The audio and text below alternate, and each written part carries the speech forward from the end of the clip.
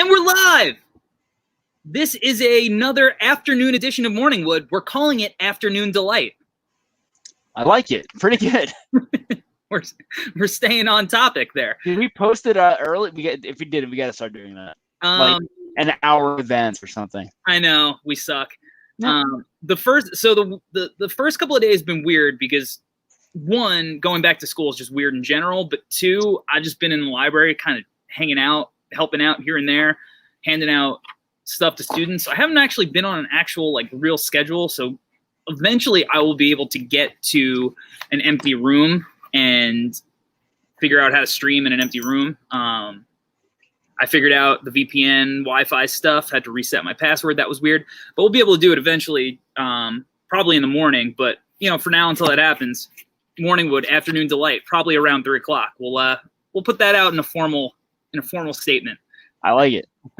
We gotta let our boy Eddie know. Does Eddie know this, that the changes are happening? No, let me get Eddie Curry on the line. Get Curry on the phone, and we'll talk about it. Not Steph, Eddie Curry. Yeah, Eddie Curry. If we had Steph, would it be more helpful, less helpful to what we're trying to do? I don't know. I'm gonna go more. Yeah, I'm gonna go a little more. He probably has a little more pull than Eddie these days. Yeah, even with the hate. Yeah, I guess that's true. So only one game last night, which honestly, it sucks that there was only one game because I love watching basketball. But having that game at 7 o'clock was nice. I love that. Most of the game wasn't that fun. It started to get interesting at the end. So the way I feel about the Rockets, it's kind of like it's like an ex-girlfriend that you kind of used to date that you're like, you know what? This is great. Yeah. And now then it gets to that point you're like, this sucks. I hate this. I really hate this. And then the bubble started, and then for me it's kind of like, did she get a haircut? It looks nice. I'm back. Realize it's not compatible. I fucking hate them. Jesus Christ. James Harden, I'm over it. Break it up. You just can't. This team's not going to win. It's not going to win. No, it's not. I actually, exactly what you described is literally one of the examples I use to describe my feelings on LaMelo Ball in one of my LaMelo Ball videos. Oh, nice. It reminds me of when your ex shaves her head. Twice in my life. Shout out Adele for tuning in. It's your boys. Yeah, that's what the Rockets are. It's tough because obviously D'Antoni's gone. Right? I don't think his contract's over, so I don't even think he wants to come back. No, I think he's just over this. He's like, I'm tired of this bullshit. And Daryl Morey, I think Daryl's great. He's already been on thin ice because of the China stuff.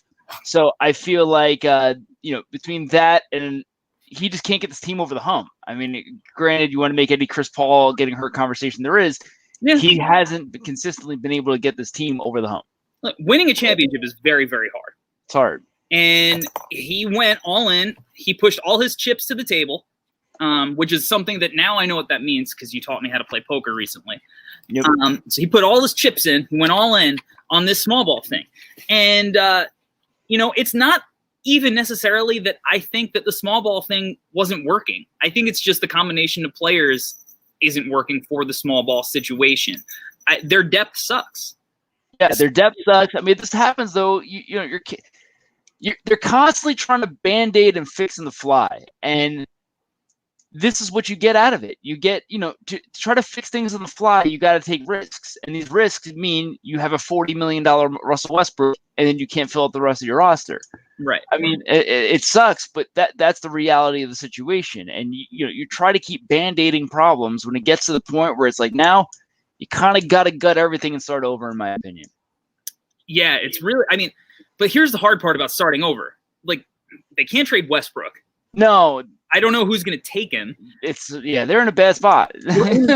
Your only asset is James Harden, and is that the asset you want to give up to start over? Because then you're still stuck with Russ.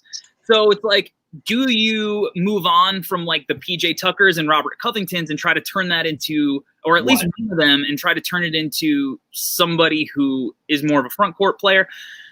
I think that Harden just hasn't had the right sidekick. I mean, obviously Chris Paul, they took the Warriors to 7. which I think most people consider one of the best teams ever. Yeah. So taking that Warriors team 2-7 with that combination, obviously they were good enough to possibly win a championship that year. Sure. If they win that series, I think they win the championship. Yeah, probably. I would say so. It's a lot of what ifs. But again, they still shot. They shot 0 for what? 28 from 3-point line. They still lost the last game. But I still feel like James Harden, like it seems like the ideal partner for him is not another guy in the backcourt. It seems like the ideal partner is like one of these rangy wings. Like, right. I'm not saying Paul George, but a guard in that vein. I was actually thinking exactly Paul George. Yeah, like Paul George. I mean, that's really the only guy that would have seemed any bit available. But it seems like he's the kind of guy that you need next to him, like Paul George, Jimmy Butler, and one of these guys who can kind of take some of the pressure off him, but also can kind of do a little bit of other things that you're getting out of your PJ Tuckers, your Robert Covingtons, while also not being a zero offensively sometimes. Yeah, I mean, and they might have to change the style they play. I assume a new coach might do that, and is Harden willing to adapt to a new style at this point? You know, he's been playing this ISO basketball for so long, and when it's pretty, it's great, but when it's ugly, it's fucking ugly. Like, it's just, it sucks. So it's like, all right, well, would he be willing to change styles? I don't think so. I think it depends who the coach is. Who can come in and command his respect? And I don't know how many. There's not many out there. There's not many out there that have that gravitas right now. I mean, maybe Chauncey Billups is waiting for it. I feel like Chauncey Billups is a good one. He's a guy that obviously players respect a lot. And he played a point guard position. So maybe he's a guy that can come in and kind of try to show him how to win and change and adapt. Yeah. Fresh ideas. I think I would love that. I mean, I think they need a player coach or, a previous player coach that for James Harden to give a shit to listen to. Because if you take one of these like traditional old white guy coaches, James Harden he's not going to listen. Yeah. Another like Kevin McHale-esque guy. Nah, it's over with that. So it's not working. So it's like in James Harden's defense also, why would you listen? Right. I think we both think the series is over at this point. The Rockets are like, get him out of here. Look, James Harden shot really poorly last night, but he did what we've been saying superstars do. He got to the line 20 times. So even him missing 9 shots, he still managed to, play somewhat pretty efficiently. He had 10 assists. Westbrook played decently. He even hit a few threes. The rest of the team, Eric Gordon showed up. Austin Rivers showed some life. They got production here and there, but a guy as valuable as PJ Tucker is, he had 0 points. Yep. So they just don't have the pieces. And look, if you're going to give Caruso 16 points, I mean, Rondo he's continuously playing well. He almost had a triple double. Rondo raises the ceiling of the Lakers so significantly. It sucks, but yeah, you're right. And they need to play better defense. If they can't score, they got to play better defense. You can't have it both ways. These role players, it's just chipping away. Dana Green 10 points, Caldwell Pope 10 points, Morris 9 points, Caruso 16 points, Rondo 11 points.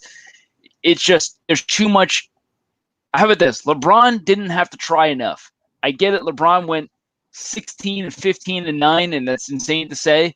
But when LeBron really is going out, he needs to put up. When LeBron feels worried, he knows he has to put up 30, and that's not what LeBron did yesterday. Right, and I think we can literally display the Rockets' defensive effort by just singling out one possession. It was either, I think, at the end of the third, maybe at the beginning of the fourth, where Rondo literally gets a wide open layup. Nobody waiting at the rim. Nobody tries to jab at him in the paint to try to get him to retreat. They literally are just like, yeah, take the lane. And with that kind of effort, in a playoff game in a must win, and then, they asked Harden, what was up with the effort? And he's like, I don't know. Figured, I don't know. It's just not going to get it done. So, for as much as I can't stand what the Rockets are doing, you got to give kudos to the Lakers at the same time. They executed their strategy perfectly. After game 1, it's kind of like they really figured out that, hey, we are way bigger. Let's take advantage of the size. Let's take advantage of the paint. They're killing them. They're killing them in the paint, and the Rockets literally can't do anything about it because of their small lineup. The problem with the Rockets, I don't think they really need that. Okay, we can't go completely small. where's our Tyson Chandler type, which they have Tyson Chandler, but they need that type guy to be able to fill in and still be able to run with them. Maybe like, I don't know, a Nerlens Noel or something like that, where they just need that body to be able to guard against Anthony Davis or something like that, because they don't have an option for him at all. No, they don't. Seems like you're describing Andre Drummond. Yeah, that would actually probably be great. I mean, Drummond's opting in, so yeah, that's right. Sources tell the Hardwood Herald Andre Drummond opting in to his contract this year. For sure, he's opting in. So, I mean, I don't know what you can come up with or like a Russ for Drummond situation, and your team's better. I can't see that happening, but I don't know. What about Russ for like Fournier and Aaron Gordon? Whew. Honestly, that probably helps the Magic a lot. Fournier, I think, is a free agent. I don't know if he's got a player option or not. And I don't know if figuring out signing trades, stuff like that. But just ignoring all that, I mean, obviously we know how you feel about Aaron Gordon. Aaron Gordon's not necessarily a gamer, but he is the kind of guy that would fit pretty spectacularly with James Harden. And obviously so would Evan Fournier. I don't know. I mean, you really need a good defensive guard to get in there to kind of mask for Harden and Fournier if you do that. But the Magic should probably do it just to raise their ceiling even a little bit. Get them right. They're a team that would take Russ without requiring 4 draft picks. They're a team that would take Russ's contract just to try to again up their level. Because I don't even necessarily know if that makes them a second round team taking on Russ. No, but I think it gets them out of that 7-8 seed. You could see them getting the 5th or 6th spot. Maybe we've seen Russ do it on the Thunder without KD. I mean, Russ will absolutely elevate teammates in that circumstance to be able to carry a team at least to the first round. The pieces you put around him will help him get to the second. And Russ and Vucevic together, it's pretty good. It is. Next year, and I guess we'll see because we don't know when the season's going to start. They said Jonathan Isaac's out the whole year, so that obviously hurts them a tremendous amount. Such a big part of their team. So, we'll see. But I like that kind of idea for Russ. He needs to go to that kind of team that's just he's going to be able to just slide in and kind of, hey, we can't get a player of this caliber anyway. We want to take a risk, even if we know we're not going to win a championship. Maybe he'll rub off on players, whatever. I mean, that's literally what. That's a version of what Toronto did. I mean, Toronto's a better team. That's a version of what Toronto did to get Kawhi. And everyone's like, why are they trading away DeRozan, for 1 year of Kawhi? And now nobody's saying that. That Kawhi did really quick. I'm not saying Russ of the Magic's going to win a championship, but it's at least it's going to, up their value of other players who maybe want to be there. Some players actually do like to play with Russ, and it's the Jimmy mindset. Jimmy's mindset to Miami, Russ's mindset to Orlando. Russ goes to Orlando. Russ is not going to be okay with losing every night. No, I don't think Russ has ever been on a losing team, and so I can't see that. I can't see him being okay with that changing. So that's also a mindset that really help the other young players they have. It is. I guess the fear is you hope that he's not completely cooked by the time he gets there, and then you're stuck with Steve Francis 2.0. Sure. That worked out. Well, that's fucking rude. That's all the way. Also, by the way, trying to get Steve Francis to come through with one of our Eddie Curry-esque. God, I love that. So we got a couple of games tonight. I think we can kind of sort of breeze through the Nuggets Clippers game. As far as previews go, I think the Clippers are kind of ready to close this one out tonight. Jamal Murray's going to have to go for 50-something tonight. Yeah, same story. We've been talking. Clippers defense is just too goddamn good. Nuggets really need to Nuggets, they just got to find scoring. And if they don't find scoring, it's going to be a blowout. Yeah. Jamal Murray, big game for him. Can you put up 25, 30 points without being on an absolute NBA Jam-esque hot streak? That's what we're looking for. That's what I'm looking for. I'm looking to see how Michael Porter Jr. responds from his comments to this game, to see how the coach responds to him in general as possessions and everything like that, as well as he responds if he gets or does not get those possessions. So I think that's a fun thing to watch a game inside the game. That is going to be fun. I think that why is this game on? Why is the West Coast game? Get it, Rolling Orlando. Why is the West Coast game on before the East Coast game? I don't know. That's weird, right?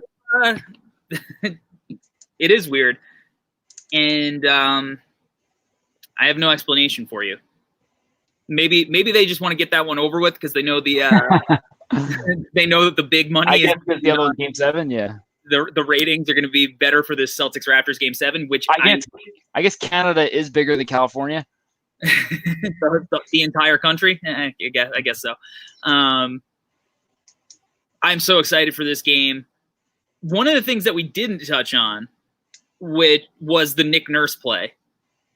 The Nick Nurse play, where he was standing in the corner and Tatum threw the ball out of bounds.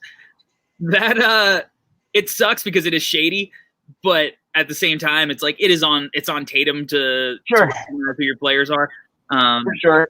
I love what Nick Nurse is doing. I think he's doing everything he possibly can to win the series. This dude's tooth and nail.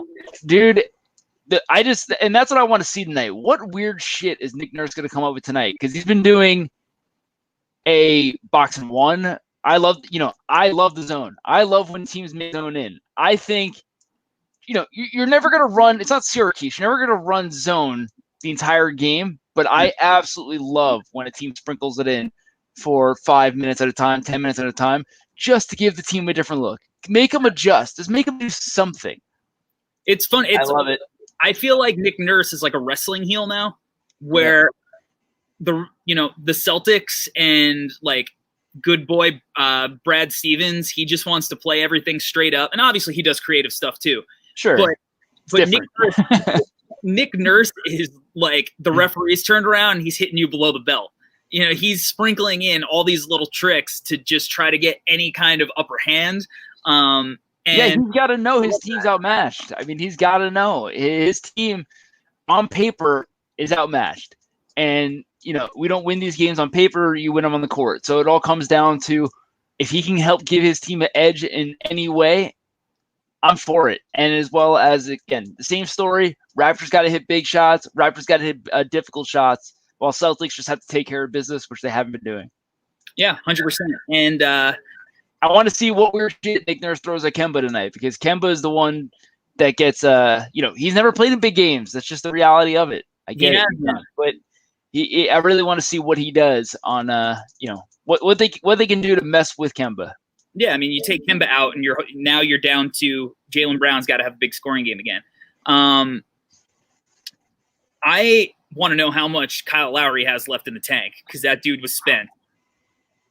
And in 2 years, when the Knicks sign him, I'll let you know. Finally, the Knicks finally got their guy. Up next on the Fan, Kyle Lowry to the New York Knicks. Can Tom Thibodeau and Kyle Lowry lead the Knicks to a championship? I think it's a big game it's a huge game for Siakam. He's getting a lot of whispers right now in regards to this guy's not the guy. If Siakam comes out and balls tonight, this is almost like a pathway. Which way is his career going to go? Yeah. Is he going to go be, a Luol Deng type, or is he going to go be, can transition to that Paul George type or something of that sort? Which direction is he going tonight? That's a big point. And it's so funny because obviously they make it to the next round on the back of Siakam. It's like, oh God, like this dude is one of the guys that could lead you far into the conference finals potentially. Yeah, and for then, sure. And you play Miami, like who knows from there? Obviously, they're defensively they're really tough, but who knows what kind of stuff that they're going to throw at you? It's probably going to be as interesting as Boston stuff with probably better defense. Sure. But like you said, more skilled though. He looks like a third option right now on like a not a good one. No, he looks like he looks like he wasn't slighted at the draft. He looks like this is what he is. Yeah. So, and honestly, as brilliant as Nick Nurse is, some of the stuff he's doing to get him shots, I don't care for, and that's partly on Siakam and partly on Nurse. Like he looks like Siakam looks like he should be playing Ibaka's role. That's what he's just like catch and shoot, cutting off ball, stuff like that. Fred VanVleet, this is the money, the big money play for him. It's the money game. This is the money game for him. How much I'm just trying to get them checks, trying to get to the conference final. I show up here. I did it in the finals. I did it to get into the conference finals. For sure. Get in the bag, drop it off at the exit of Disney World for me. That's it. Come, I'll be living in MSG. It's gonna be great. Coming. I'm gonna be living in the best city in the world. Hey, he's Toronto. He's already a big city guy. So best bets tonight. Unless you have any final thoughts on. Well, let's put best bets aside. Celtics, Raptors. Who you got? Who do I think is going to win? I think the Celtics are going to win. I think the Celtics are going to win too. I just think they're just more skilled. It's at the end of the day, it's easier for them to score. It's easier for them to defend. Everything the Raptors is doing is hard. It gets to a point where at the end of the day, bullshit will help you win games, but it's hard for bullshit to win you series. It is. I agree. Like, honestly, it wouldn't shock me if the Celtics won by like 11 points. Yeah. I don't necessarily know if that's going to happen, but I think if they win, there's a decent shot that they could win like pretty easily. I think the Raptors are spent. I think, like you said, they just have an easier time. Even in the double overtime, like every time the Celtics scored, it was like, that makes sense. Every time the Raptors scored, I'm like, oh my God, I can't believe they hit the shot. And to do that for another 48 minutes against, with as much luck as I feel like they've had in some of their wins, it's tough. So I'm going to go with the Celtics. And honestly, the Celtics are only -3, so I think they're going to be my best bet. I think they're going to be my best bet too, -3 for the Celtics.